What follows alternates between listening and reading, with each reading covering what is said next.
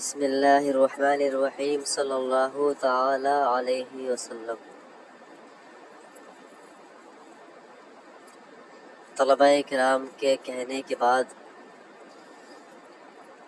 سوچا گیا کہ طلباء کرام نے جب کہا نحو میر کو پڑھانے کے لیے تو میں نے اس میں غور و فکر کیا، اور غور و فکر کرنے کے بعد میں نے سوچا اور وقت نکالا میں نے کہ طلباء کرام جب اتنا کہہ رہے ہیں تو ان کے فائدے کے لیے پھر نحو میر کا آغاز کیا جائے، چونکہ دیکھیں ہر زبان میں کوئی سی بھی زبان ہو اس کے قواعد کو اور اس کے اصولوں کو جاننا بہت زیادہ ضروری ہوتا ہے۔ اسی لیے عربی کلام میں مہارت تامہ حاصل کرنے کے لیے اور اپنے آپ کو مضبوط کرنے کے لیے نحو کا جاننا بھی آپ کے لیے بہت زیادہ بے حد ضروری ہے، کیونکہ النحو فی الکلام کالملح فی الطعام، نحو کلام میں اس طریقے سے ہے جیسے کہ کھانے میں نمک ہے، یعنی اگر نمک کھانے کا اندر زیادہ ہو تب بھی ذائقہ خراب ہو جاتا ہے، اگر کم ہو تب بھی خراب ہو جاتا ہے، اور جب معتدل یعنی درمیانی ہو، نہ زیادہ نہ کم برابر، تو پھر اس کا ٹیسٹ اچھا رہتا ہے۔ تو یہ مثال دینے کا مطلب میرا مقصد یہ تھا کہ نہ ہی تو اتنا زیادہ ہو کہ جو نقصان دے اور نہ ہی اتنا کم ہو جو فائدہ نہ دے، ہے نا؟ تو اس لیے نحو کا سمجھنا کیا ہے بہت زیادہ ضروری ہے، اور چونکہ یہ ابتدائی کتاب ہے اس لیے اس کو آپ بہت ذہن نشینی کے ساتھ پڑھیں اور دل لگی کے ساتھ پڑھیں، انشاءاللہ اس سے بہت زیادہ آپ کا فائدہ ہوگا، اور میری بھی کوشش یہی رہتی ہے کہ تمام طلباء کرام اس سے فائدہ تام حاصل کریں، اس سے فائدہ اٹھائیں، کیونکہ مجھے بھی خوشی ہوتی ہے جب کوئی فائدہ حاصل کرے اس چیز سے کہ جو میں آپ کو بتاؤں۔ انشاءاللہ میں پوری کوشش کروں گا اپنے معافی ضمیر ادا کرنے کی، اور جس سے آپ کو فائدہ ہو میں پوری کوشش کروں گا انشاءاللہ۔ دیکھیں کوئی سا بھی فن ہو، سب سے پہلے آپ کو جاننا ضروری ہے کہ اس کی ڈیفینیشن کیا ہے، اس کی تعریف کیا ہے، اس کی غرض و غایت کیا ہے، اس کو حاصل کرنے کا مقصد کیا ہے، اس کلام کو کس نے ایجاد کیا۔ یہ تین چیزیں بہت زیادہ ضروری ہوتی ہیں ہر فن کے لیے، ٹھیک؟ مان لیجیے آپ نے کوئی پروڈکٹ لیا، مان لیجیے آپ نے کوئی کار لی، تو اس کار کے اندر یہ تو نہیں ہے نا کہ آپ نے صرف ایجنسی والوں سے کار لی اور اس کو لینے کے بعد آپ اسی طریقے سے بس چلانا شروع کر دیا، کچھ دیکھا والا نہیں بھائی۔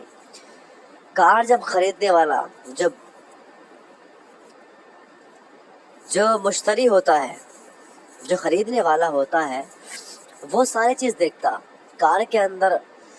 پہلے وہ دیکھتا ہے اس کار کو بنایا کون سی کمپنی، برانڈ دیکھتا ہے، برانڈ بنایا کس کمپنی نے، پھر کار کو بنایا کیوں گیا، کس لیے بنایا گیا، اور اس کار کی خوبیاں کیا ہیں، اور اس کار کو مطلب کس نام سے پکارا جاتا ہے، ساری چیزیں اس کے اندر کیا فیوچر ہے، سب کچھ دیکھتا ہے۔ کیوں؟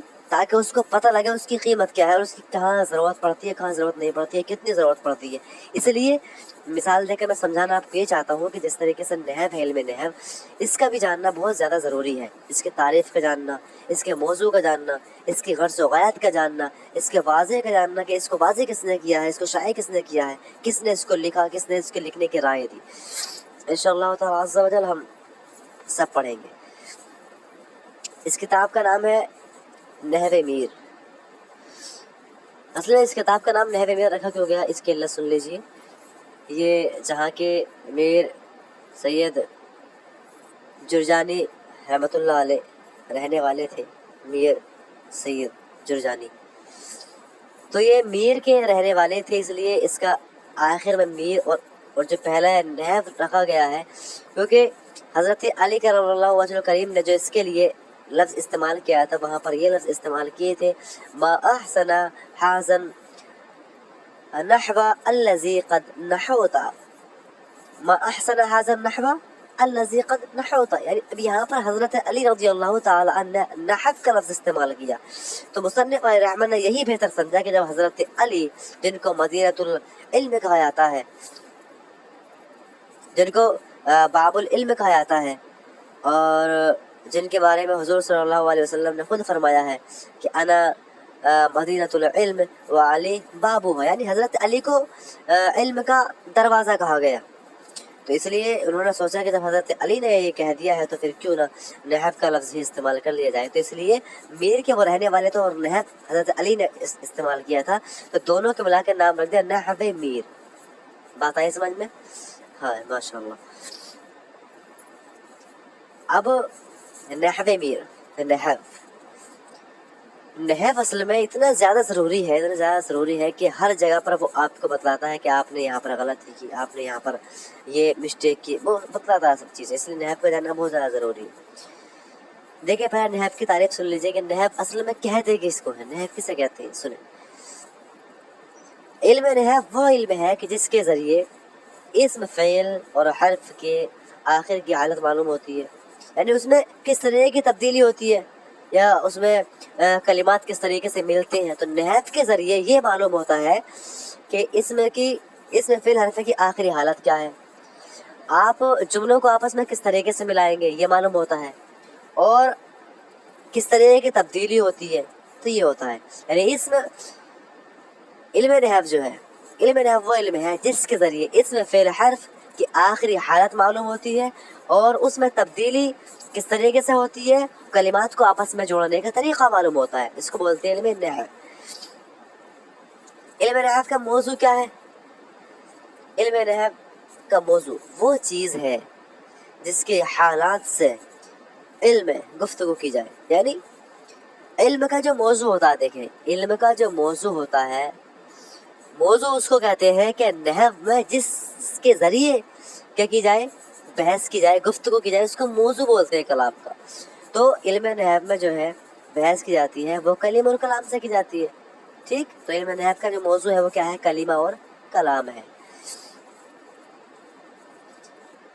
नहव का मौजू कलीम और कलाम है। नहव में कलीमे की बहस इस एतबार से होती है कि उसका आखिर बदलता है या नहीं, यानी नहवी हजरात जो हैं वो आखिरी हर्फ से बहस करते हैं। ठीक, जैसे कि मान लीजिए सही नहवियों के नज़दीक वो है कि आखिरी हर्फ में हर्फ इल्लत ना हो।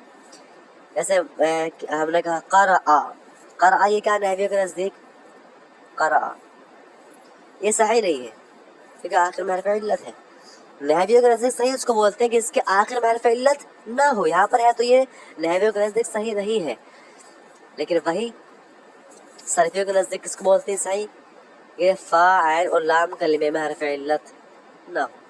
ठीक है जी। गर्ज देखें, गर्ज इस कलाम की गर्ज क्या थी, क्यों इसको इजाद किया, क्यों इल्म नहव के अंदर इतनी वजाहत, इतने वसअत, इतने क़वाइद क्यों लिखे गए। देखें, अरबी कलाम में लफ्ज़ी ख़ता से बचना, यानी खालिस अरबों के तरीक़े के मुताबिक कलिमात को जोड़ना और कलिमात के आखिर में तब्दीली लाना या ना लाना। यानी इस कलाम का मकसद ये है कि आप कलाम अरब में लफ्ज़ी ख़ता से बच जाएं। यानी आपने कहा जा ज़ैदुन, ठीक, क्या आया, ज़ैद आया, जा क्या है, फ़ेल है, ज़ैदुन क्या है, फ़ाइल है।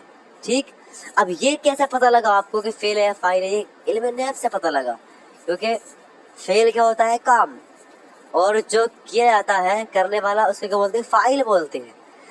तो जा ज़ैदुन, ज़ैद आया। अब यहाँ पर आपने जा ज़ैदुन, ज़ैदुन पे आपने ज़म्मा क्यों पढ़ा, तनवीर क्यों पढ़ी? क्योंकि आपको पता है कि ज़ैद क्या फ़ाइल बन रहा है। कुल्लु फ़ाइलुन मरफ़ूउन व कुल्लु मंसूब व कुल्लु मफ़ऊलुन मंसूबुन, हर फ़ाइल मरफ़ू होता है, हर मंसूब, हर मफ़ऊल मंसूब होता है। क्योंकि आपको ये कायदा किसने दिया, ये नहव ने दिया, ये इल्म नहव ने आपको ये कायदा दिया कि हर मफ़ऊल मंसूब होता है और हर फ़ाइल क्या होता है, मरफ़ू होता है जी। तो इसलिए इल्म नहव के ज़रिए आप ये जानते हैं किस तरीके से बचा जाता है गलतियों से। इल्म नहव के वाज़े कौन है, ये सुन लीजिए। अलबत्ता कुछ लोग कहते हैं कि हज़रत मौला अली रज़ियल्लाहु ताला अन्हु हैं, कुछ कहते हैं हज़रत अबुल असमद हैं। ठीक है, मुख्तलिफ इसके अंदर अक़वाल है, लेकिन जो सही कौल है वो आप सुन लीजिए। देखें, हज़रत अली रज़ियल्लाहु ताला अन्हु क्या है, इल्म नहव के वाज़े हैं। वो किस तरीके से, हज़रत अबुल असमद ग़ालिब इब्न अमर देली फरमाते हैं, मैंने बाब मदीनतुल इल्म, यानी बाब मदीनतुल इल्म, حضرت علی مرتضی رضی اللہ تعالیٰ عنہ کو دیکھا کہ وہ کسی فکر میں ڈوبے ہوئے تھے. کس فکر میں ڈوبے ہوئے تھے؟ وہ کسی فکر میں ڈوبے ہوئے تھے. وجہ پوچھی حضرت علی رضی اللہ تعالیٰ عنہ سے تو حضرت علی نے فرمایا میں نے ایک شخص کو غلط گفتگو کرتے ہوئے سنا ہے. میں چاہتا ہوں کہ عربی کے قواعد پر کوئی کتاب لکھی جائے، ایسی کتاب کہ جس کے ذریعے پھر لوگ غلطی نہ کریں. 3 دن کے بعد حضرت ابو الاسود رضی اللہ تعالیٰ عنہ حاضر ہوئے تو آپ یعنی حضرت علی رضی اللہ تعالیٰ عنہ نے ایک صحیفہ عنایت فرمایا جس میں اسم فعل اور حرف کی تعریف تھی، اور فرمایا تم تلاش اور جستجو کرو اور اس میں اضافہ کرو. ابو الاسود رضی اللہ تعالیٰ عنہ نے اس میں باب عطف، نعت، تعجب، حروف مشبہ بالفعل کا اضافہ فرمایا.